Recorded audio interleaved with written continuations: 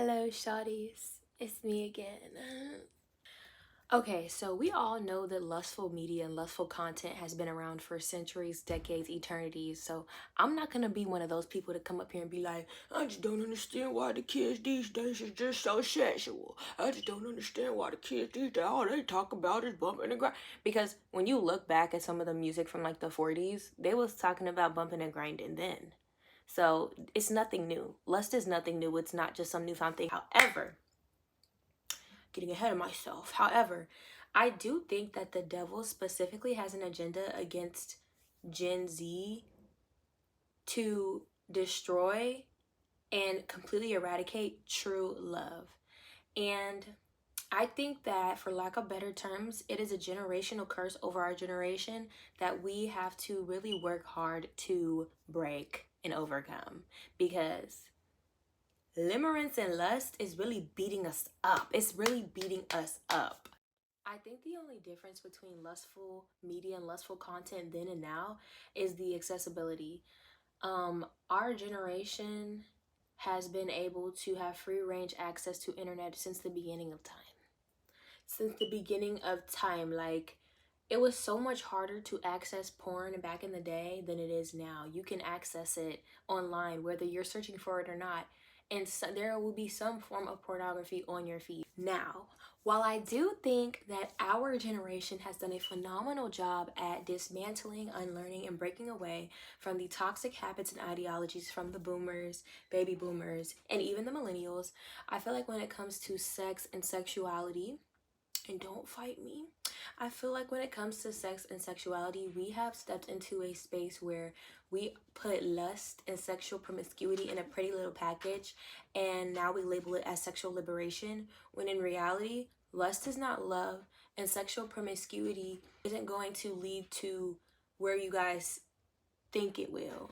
Because society continues to normalize and create the narrative that lust is this amazing thing that everyone needs to experience and engage in at least once in their life, or else they're missing out or they aren't well versed in the human experience. And there's so many songs, novels, movies, and all types of media continuing to romanticize lust. People have this misconception that lust is this everlasting feeling that'll lead to eternal happiness or, eternal pleasure, when in reality, engaging in lustful acts is only a temporary feeling that will never be fulfilled in the long run, because your flesh is never satisfied. And when you get to a point where you will do anything to satisfy your flesh and you make your flesh your God, that's a dangerous place to be. That's a very dangerous place to be, because a person that allows their flesh to rule them and govern them is a very dangerous person. Now, I'm in no way coming up here to bash people who have been sexually promiscuous in the past or who continue to be sexually promiscuous. It's different strokes for different folks. And if you want to continue doing what you want to do with yourself, that's do you by all means. I'm really just speaking from my own personal experience, and I'm speaking from a standpoint of looking at things. Really, I'm really just looking at things for what they are, because lust is not love. It's like a fake friend, constantly encouraging you to do wrong, constantly putting you in situations and positions to destroy yourself spiritually and disrupt your peace. And I think that after fostering a relationship with the Holy Spirit, change of scenery, guys, I had to go out. Anyways, like I was saying, as I began fostering my own relationship with the Holy Spirit, and I came to terms of my self-worth, the magnitude of my self-worth as a child of the King, made in the likeness of his image, and being someone who wants to be valued, cared for, and respected, and looked at as a human being and not just an object, I look at lust as a weak, demonic way of thinking, and take being lusted after as an insult. Not gonna lie. Nothing about being lusted after is flattering to me. Nothing about being lusted after makes me feel good about myself. It makes me feel disgusted. Because why are you minimizing me down to my anatomy? And nothing good ever comes from lust. The only things that come from lust is chaos, confusion, and pain. Literally, like, in pain. It might feel good in the moment, but afterwards it's gonna be nothing but chaos, confusion, and pain. And I think that with that being said, it really hurts me to see so many people stay in abusive relationships or stay in relationships where they know that they are not, their spirit isn't being nurtured just for the sake of being with somebody who's good in bed.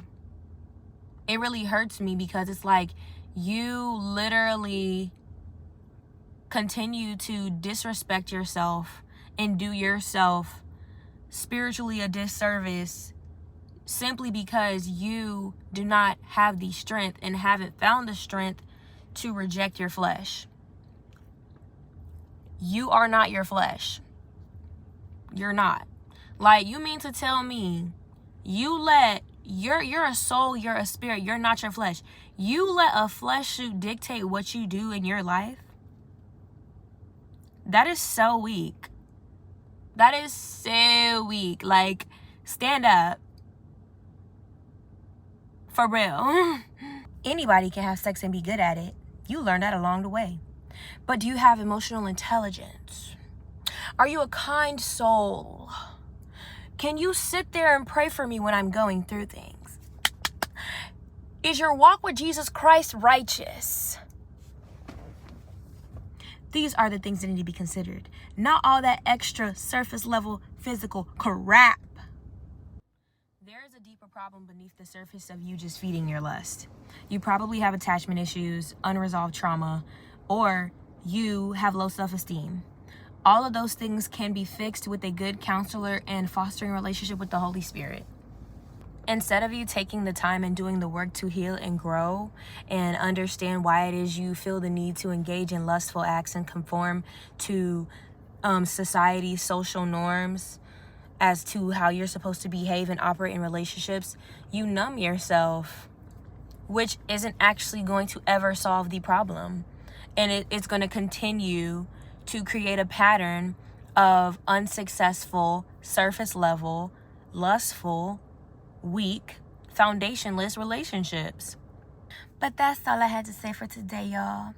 I made this video to encourage you all to get some self-control, get some discipline about yourselves.